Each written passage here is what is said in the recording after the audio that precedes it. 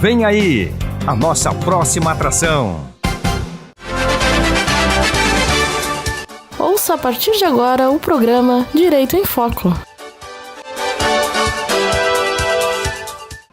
Terça-feira, 29 de novembro de 2016, está começando a partir de agora a segunda edição do programa Direito em Foco, aqui pela web rádio Papareia News. E o viés desta terça-feira é pensão alimentícia. Então nós vamos buscar tirar algumas dúvidas que são recorrentes nas pessoas e eu diria que talvez esse tema desta terça-feira ele é muito mais recorrente do que o tema da semana passada. E nós vamos conversar com o Dr. Alisson Pinheiro, ele que participou do primeiro programa, ele que vai conversar com você em todas as edições do programa Direito em Foco. Dr. Alisson, muito boa noite. Eu vou começar lhe perguntando a respeito de uma dúvida que paira sobre a cabeça de muitas pessoas. É verdade que desde a concepção já há o direito à prestação dos alimentos? Boa noite.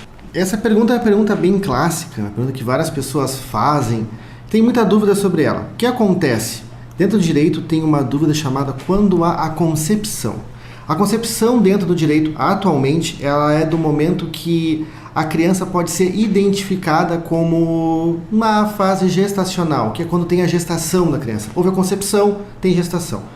Como as mães, nesse período, necessitam de auxílio para que a criança tenha um crescimento saudável, existe sim uma modalidade de pensão alimentícia. Não é uma pensão alimentícia própria, ela é um modelo excepcional e ela é feita para o momento da gravidez, durante a gravidez. Ela não é necessariamente comprovado quem é o pai, tem que ter alguma prova mais ou menos que comprove ou que alegue que possivelmente aquela pessoa seria o pai, se tivesse algum laço, tanto de casamento, um relacionamento próprio, para comprovar quem seria, por enquanto, quem é o pai. Após a criança nascer, que se vai realmente verificar.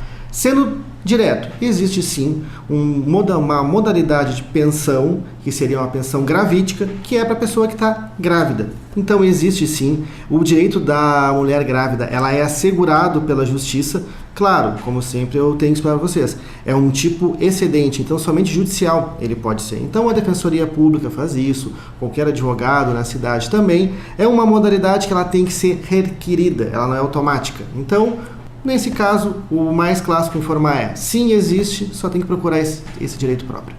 Por conta da sua experiência, com que frequência isso vem acontecendo? As mães sabem desse direito? A sua experiência como advogado, o que diz a respeito disso, dos alimentos gravídicos? Isso é relativo. A maioria das mães não sabe sobre esse direito próprio, achando que somente pode ser requerido após o nascimento da criança. Sendo que até lá tem vários gastos, ultrassom e diversos gastos que eu não vou elencar aqui. Mas a maioria não tem consciência que isso pode ser requerido durante o período de gestação.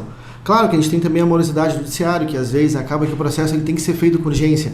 Então ele tem que ser procurado. Às vezes as mães acham, não vai dar tempo, não vai ser muito importante, não vai auxiliar em muito. Só que é aquilo, é o direito da criança que a gente está buscando nessa ação, não da mãe. Quanto mais possibilidades a mãe tiver de uma gestação tranquila e saudável, melhor vai ser o nascimento da própria criança. Então, hoje em dia, com a TV, com vários programas por aí, inclusive com esse nosso que a gente está fazendo, que bem ou mal explica para as pessoas algum direito próprio que elas têm, está começando a mudar um pouco a consciência política, consciência social disso. Então, o que acontece? Hoje em dia se procura mais do que há uns anos atrás. A tendência é que com o tempo, com a maior difusão das informações, se procure mais porque é um direito próprio. Todas as gestantes têm esse direito de procurar. E com relação ao valor que é fixado pelo juiz, é da mesma forma como na pensão tradicional? Porque para quem está nos ouvindo nesse momento, não é apenas aquele valor destinado à alimentação da mãe e que vai nutrir o bebê. Pode ser um dinheiro utilizado também para a realização de exames. Isso é uma questão um pouco mais complexa. Eu vou deixar para vocês bem simples assim. O valor é mais ou menos estipulado de mesma forma quando seria após a criança nascida.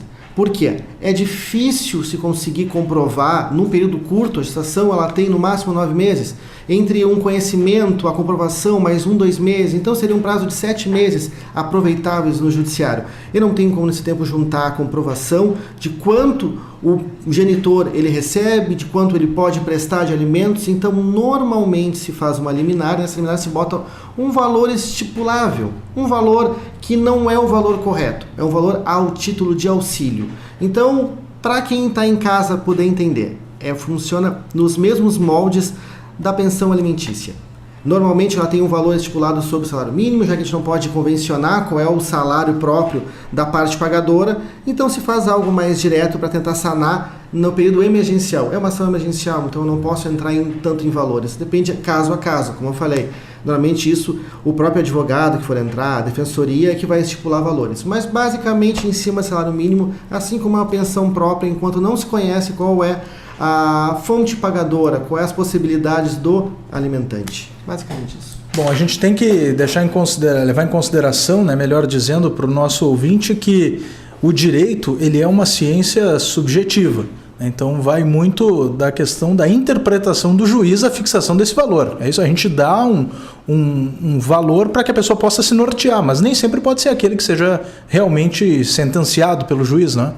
Não, com certeza, até porque depende caso a caso, depende mais ou menos a carga probatória, a documentação que se tem, que não se tem, enfim. Nessa parte entra a parte jurídica própria. A parte de direito a mãe grávida, ela tem direito sim a um auxílio durante o período de gestação e depois após o nascimento também. Isso é a parte mais clara para ficar bem fixada, tem direito sim. Esse é o programa Direito em Foco, a nossa segunda edição. Nós estamos conversando com o advogado Alisson Pinheiro, que é integrante do escritório Silva Gomes e Pinheiro, Advocacia e Consultoria. E o tema de hoje é pensão alimentícia. Doutor Alisson, voltando aos questionamentos, após o nascimento da criança, cessa esse alimento gravídico ou ele automaticamente se transforma na pensão devida à criança? Na verdade, isso é um pouquinho mais complexo. Ele se cessa e ele não se cessa, porque na verdade ele tem que ser transformado na pensão alimentícia própria. Nesse período, às vezes, tem muito problema entre genitor e genitora, se está na concepção, se é pai, se não é pai, enfim. Isso é um outro problema. Normalmente se entra com uma ação própria de alimentos depois do período gravídico para regulamentar para o resto da vida o pensionamento dessa criança, durante o tempo que é necessário. Então, normalmente se entra com outra ação própria para regularizar o tempo de pensionamento e daí se vai investigando realmente, se vai fazendo o processo corriqueiro. Bom, prazo para pagamento do valor a título de pensão alimentícia é até os 18 anos, pode-se requerer a qualquer momento da vida, ou também uma outra pergunta que é feita pelas pessoas e que a gente sente essa dúvida é com relação à faculdade. Quem está fazendo faculdade também tem direito a receber a pensão alimentícia? Ou seja, são 3 perguntas em uma só. Eu vou fazer resumido. O tempo. Fixados os alimentos, fixado o patamar dos alimentos. Ele não tem uma data para ser fixado, ele não tem um período a ser fixado, tanto que ele não é algo reto, ele não é algo fixo. Pode ser até 21, pode ser até 24, a questão não é o estudo propriamente dito. A faculdade é algo taxativo na lei. Se faz faculdade ou estuda, pode ser de 21 a 24 anos. Existem exceções quanto a criança não pode se autogerir, ela já não tem uma independência, e isso se faria jus a um aumento no prazo de pensionamento alimentar. Mas o que é mais importante? Ter a carga probatória de caso a caso e saber que existe sim até os 18 anos, após os 18 tem que ser comprovada a necessidade, mediante o quê? Estudo, faculdade ou alguma outra coisa que torne a pessoa incapaz para se autogerir. E aí tem vários casos de pensionamento, onde não conseguiu emprego, enfim, cada caso vai ser um caso a ser estudado. Na lei própria, estudo e faculdade são casos taxativos, são casos mais retos, como a gente chama. O resto todo vai ser analisado por um juiz que ele vai estipular a necessidade ou não de manter esse pensionamento alimentar. Ou seja, a incapacidade pode gerar um pagamento de um pensionamento vitalício? Sim, pode. Pode porque Alguns casos, os pais vão ser responsáveis por essas crianças pós-adultos pelo resto da vida. Sendo responsáveis pelo resto da vida, existe um caráter alimentar, assim como existe o mesmo caráter alimentar para pessoas idosas. A mesma pensão alimentícia que existe para uma criança, existe para um idoso, só que pela inversão. Quando o pai é responsável pelo filho, após a idade senil, aquilo da idade senil, não uma idade própria, pode ser 60, 70, 80, 90, é a idade que a pessoa não tem mais a condição de se autogerir, e existe um caráter de pensionamento alimentar inverso, onde o filho está na hora, chega o momento do filho auxiliar ao seu pai que não tem possibilidade de se autogerir. Então, o que a gente fala, o pensionamento alimentar não é feito somente por caráter próprio do dinheiro, próprio do pagamento, e sim para auxílio dessa pessoa em formação ou em estado de necessidade. Quando a gente fala em pagamento de pensão, logo vem à mente o pai pagando a pensão para o filho, para a filha. Mas pode acontecer o contrário também, né? A mãe ter que pagar uma pensão alimentícia para o filho ou para a filha, né? Sim, eu tomo cuidado sempre em falar alimentante, alimentado, só que não nada, em nenhum momento diz que o pai é quem paga e a mãe quem recebe. Existem diversos casos onde quem paga é a mãe, quem está com a guarda é o pai. A questão de guarda é um outro assunto que outro dia a gente conversa com calma. Hoje teve várias alterações nos perfis de guarda. Então, a pensão alimentícia é paga para quem detém a guarda, independente se é o pai, se é a mãe, entendeu? Quem tem a criança, quem tem a guarda da criança, esse irá receber o pensionamento alimentar do pai que não detém a guarda ou da mãe que não detém a guarda. Quem tem a responsabilidade para pagar deve sim adimplir essa obrigação. Mas quando não paga, qual é o prazo para se fixar uma prisão dessa pessoa que é a responsável por fazer o pagamento? Isso a gente tem que ter muito cuidado de responder, porque uma das poucas modalidades de prisão civil é a prisão por alimentos. A prisão por alimentos próprios ela é feita após 3 meses de inadimplemento. Todo um processo é via judicial, sempre lembrando via judicial, e aonde vai ser declarada a prisão do devedor. Após os 3 meses de pensão só é que pode ser realizado isso, não é 2, não é 1, não é por uma questão própria entre os pais, é por um não pagamento em decorrência da criança. Sempre lembrando, o pensionamento alimentar ele é para auxílio da alimentação básica, é um auxílio mínimo à criança. Então, após 3 meses, há de se entender que essa criança passa por uma necessidade. Por mais que a mãe ou o pai possam suprir isso com recursos próprios, é um direito da criança ter esses alimentos regularizados, porque ela não tenha alguma privação. Então aqui muitas pessoas me perguntam, mas é uma mãe contra um pai, é um pai contra a mãe? Não, é um direito da criança. A mãe ou o pai podem não querer processar o seu antigo companheiro, mas não cabe a eles são os guardas da criança, os guardiões próprios da criança, mas é um direito dela.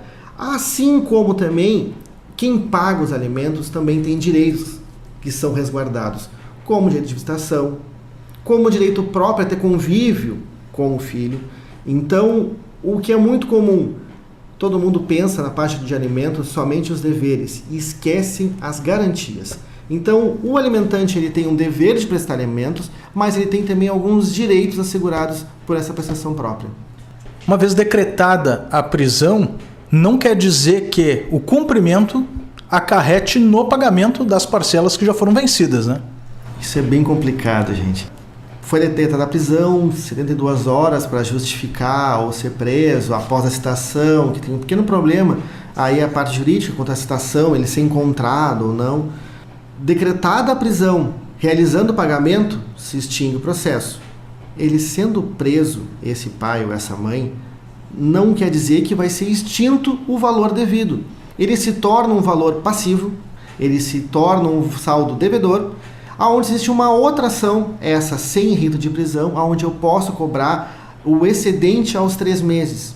Então acaba como a gente chama, vira uma bola de neve.